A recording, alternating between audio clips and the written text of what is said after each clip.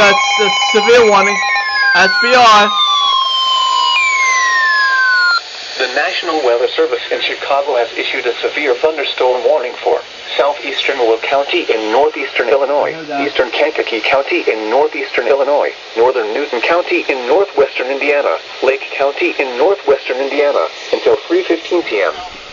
At 2:09 p.m., severe thunderstorms were located along a line extending from near Money to near Chavance, moving east at 45 miles per hour.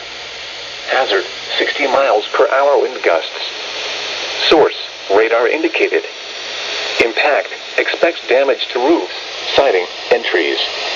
Locations impacted include Merrillville, Schererville, Hobart, Kankakee, Crown Point, Bourbonnais, Bradley, Cedar Lake, Lowell, Manteno, Peotone, Moments, Lake Village, St. John, Crete, University Park, Lakes of the Four Seasons, Lanier, Winfield, Beecher, Rose Lawn, Lake Dalecarlia, Grand Park, St. Anne, and Roma Park.